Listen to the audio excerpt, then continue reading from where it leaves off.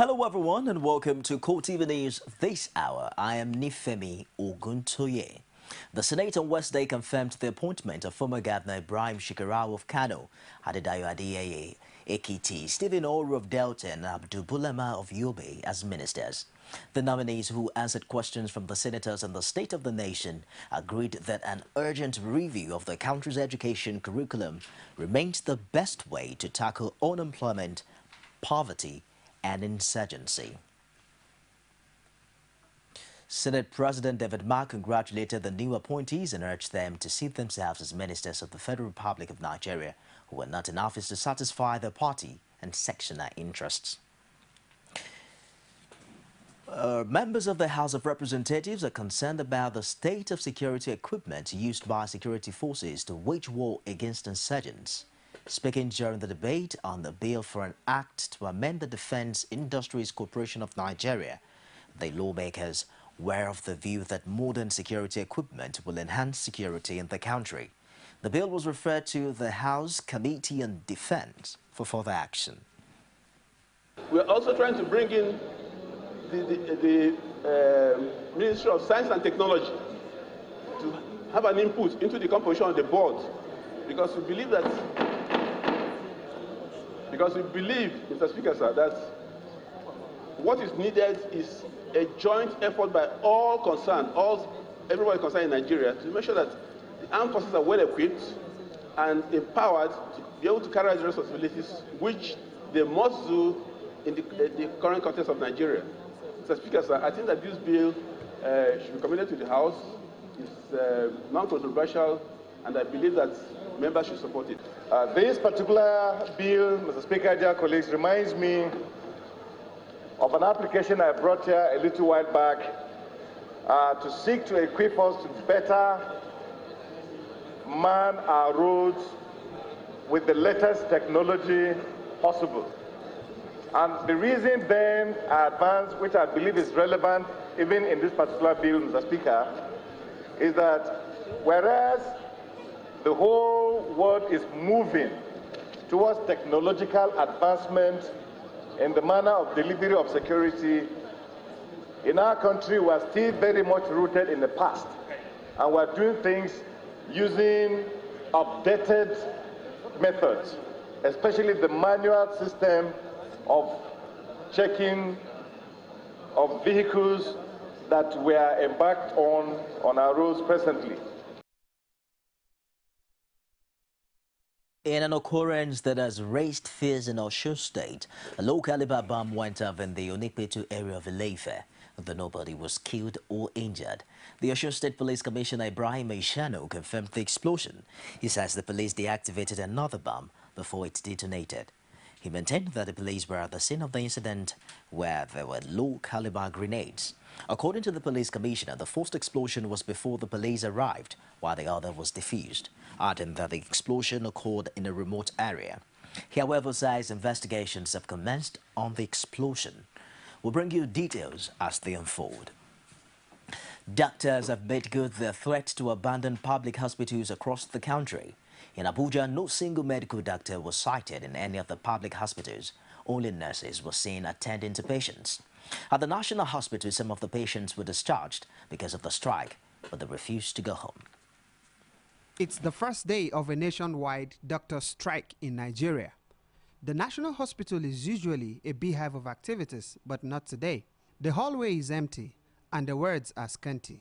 Doctors are not in sight and the nurses are in no mood to work. Only a few patients are in the wards. We were told many of them have since been discharged, but there are also others who are not prepared to go home yet. It can't be a voluntary discharge. I was in my room last night and a doctor came, a lady, said they are going on strike and that they have to discharge me. I said, discharge me in this condition? How do you want me to handle it? I can't be on my feet, so how am I going to handle it at home? And this woman, who was practically relocated to the hospital because of her sick husband, is in a fix. Yes, they said they're on strike, so there is no one to treat him, so we should leave. Then give us bill now. They didn't even give well treatment, and the bill is too much. And that tell us to go to another hospital. So if you use the money and pay here now, what will go and pay you in the next hospital? But the hospital management claims that there are no plans to discharge any patient forcefully. Dr. Tayo Hastrop is the spokesman of the National Hospital. Management has met and resolved that we will not discharge the patients in the wards. We will attend to them except the ones that are due for discharge.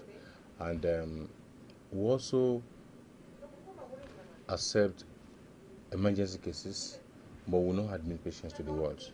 Any strike in the health sector will not affect people, particularly patients. For now, the doctor strike is in full swing across the country because the authorities have yet to accede to the demands outlined by the Nigerian Medical Association.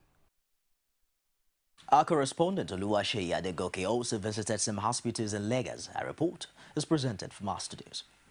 The Nigerian Medical Association says it has been taken for granted by the federal government, and until the federal government meets the 24 points demand, there is no going back on the strike.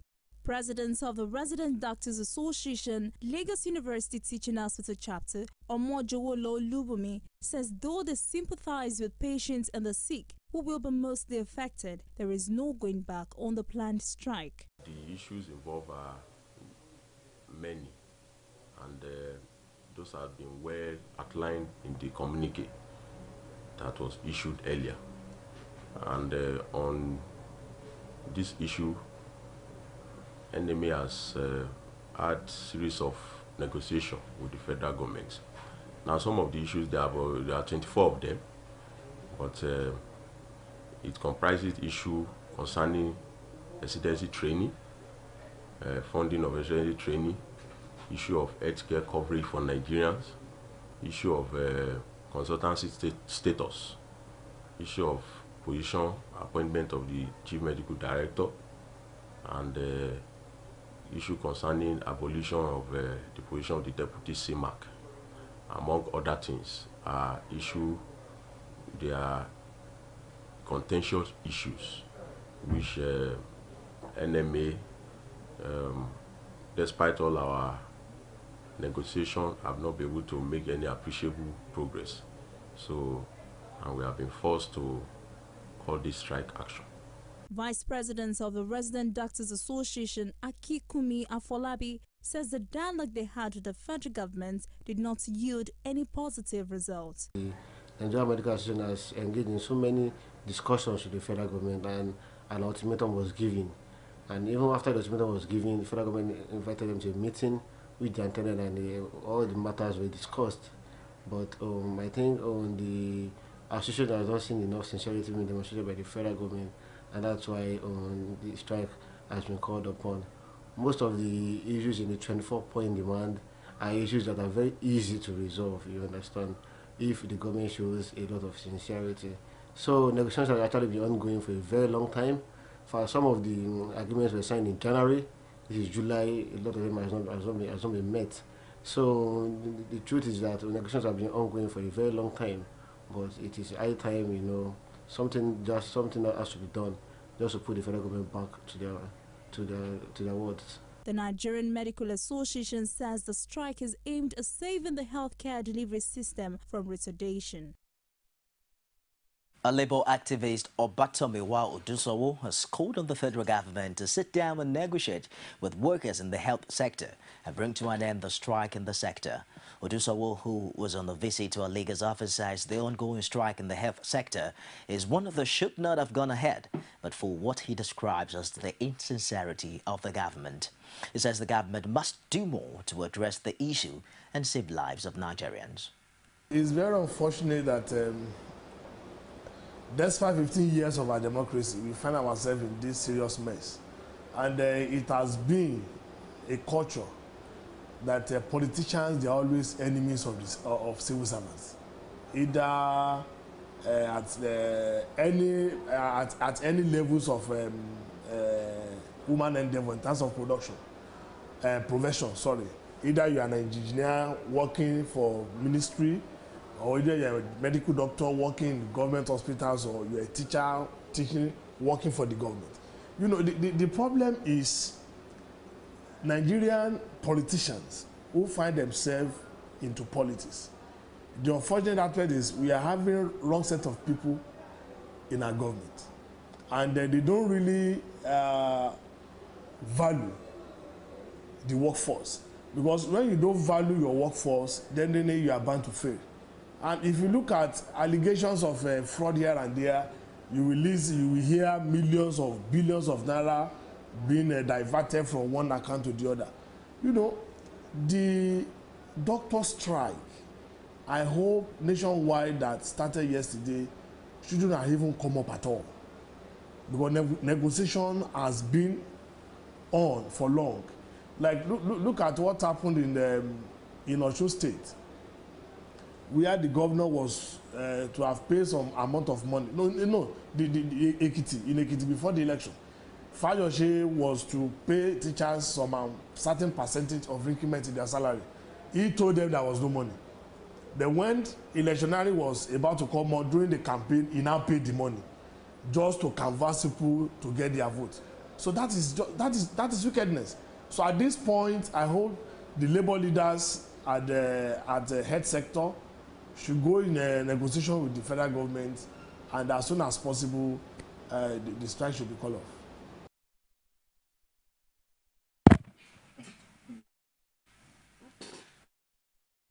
Our State House of Assembly has pledged support for the Economic and Financial Crimes Commission, EFCC, probe of the finances of the state. Speaker of the House of Assembly, Umar Fintiri, made this known while speaking on the finances of the state on the floor of the State House of Assembly. He says the House is in total support of the efforts of the EFCC in probing the state's finances and will render all necessary assistance. That the state government should, without further delay, pay June salary immediately, for the fact that the salary account and the running cost account has been opened by the Economic and Financial Crime Commission. Is that the decision of this House? The second is that we support the Economic and Financial Crime Commission to still maintain the capital project account sealed and frozen. Is that the position of this House? While as the move to impeach Adamawa Governor Murtala Nyako and his deputy Balang Gilari is ongoing, Lagos-based lawyer Okin Ziako has condemned what he termed the move to impeach the governor illegally. He says the revelations both by the legislators and the PDP elders has shown that the impeachment is nothing but another sign of the selfishness of an average Nigerian politician. Okin Ziako, who was on a visit to a Lagos station, said precedent has shown that this kind of impeachment will always be reversed by the courts.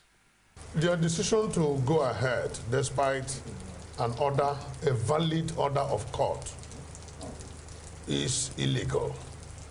The House of Assembly is embarking on a journey of illegality because an order of court has succinctly and definitely made it clear what procedure to follow. And such procedure is also as clearly spelled out in the Constitution on the way and manner, the process and procedure to remove a sitting chief executive of a state.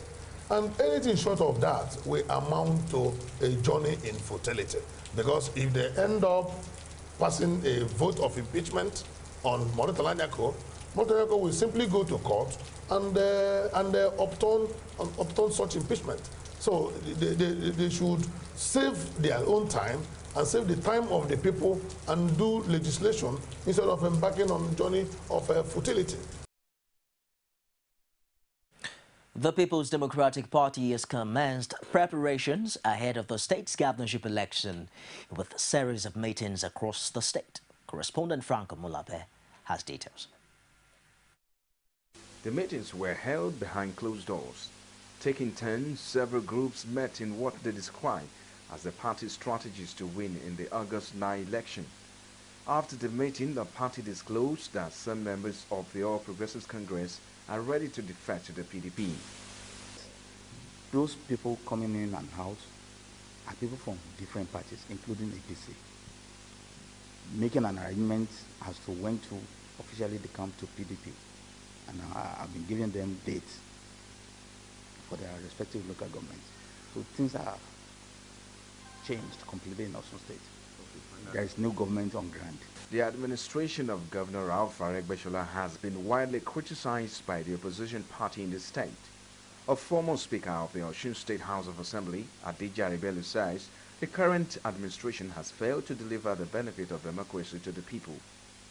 If I say anything now, you will say it is because I'm the running mate to Missouri, contesting to be the deputy governor. But the facts on ground, find out, do investigative journalism, find out yourself.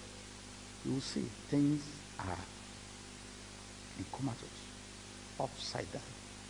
Debt, hunger. You will see from the faces of people that these people are definitely not happy.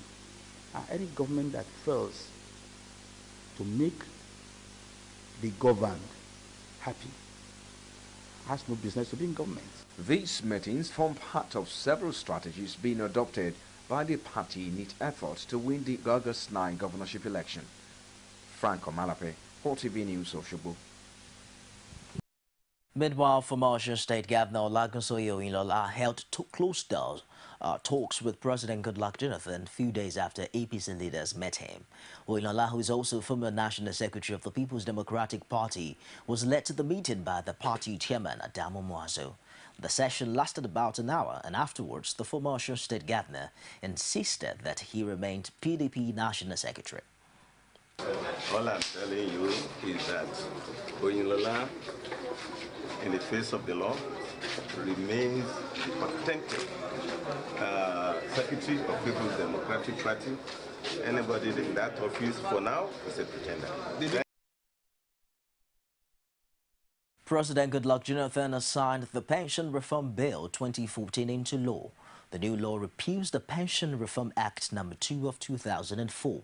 The president signed the bill at the brief ceremony witnessed by Vice President Namadi Sambo and Attorney General of the Federation Mohammed Adoke. Director General of the National Pension Commission Chinelu Amazu was also in attendance.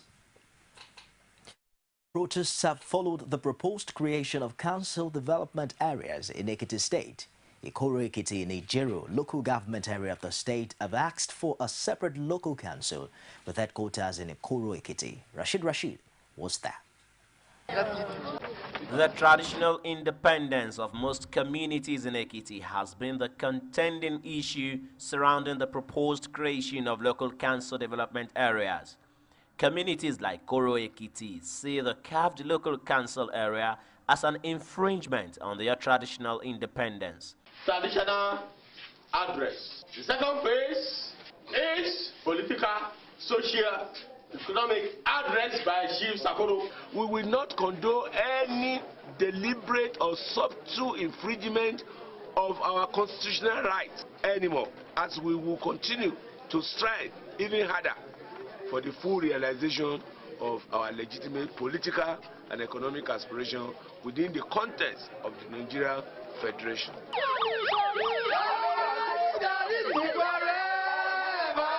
Koro Ekiti is one of the communities under Ijero local government. It has now been merged with the newly created Irede local council with headquarters in Ipoti Ekiti. They protested the creation of the new Irede local council. The demarcation exercise smacks of willful distortion of the traditional history of Ijero local government. It is subversive of Ikoro's supreme royalty as well as economic interest. In effect, we, the good people of Ikoro community, deem the latest exercise as utterly irregular and hence unacceptable. And so, we reject it. The Onikoro in council led the protest, stating the demand of the community. We restate our legitimate and principled demand for a separate Eshobe local council development authority with headquarters at Ikoro Ekiti. But failing which, we shall employ all constitutional means at our disposal to pursue an agenda for ultimate self-autonomy for Ikoro community. These protests have showed the dissatisfaction of some communities who are supposed to be beneficiaries of the new local councils. The white paper on the creation has, however, made provision for referendum on the new council areas. Rashid, CoreTV News, Koro Ekiti. This is Lagos, and you're watching CoreTV News on the hour. We'll be back with stories from outside Nigeria shortly after this break. CoreTV News now provide a platform for live coverage of political rallies and electioneering campaign from anywhere in Nigeria. Political news stories, political editorial reviews, political discussions, personality profile, people's parliament from the national, state and local government assembly. Contact us now on 0803-471-8550 or 0803-724-9733. 01453-3407. Our 24-hour news station. Nigerians continue to travel the city of Lagos. There is still a poor level of be the first to know from the north, south, east, west and around Africa. We break the news. One Nigeria. Now you can catch all the actions live as the news breaks. We are CoreTV News. Welcome to CoreTV. Our 24-hour news station. Welcome back. Outside Nigeria now, nearly 250,000 members of South Africa's largest union downed tools to begin an indefinite strike that threatens to bring the engineering sector to a halt.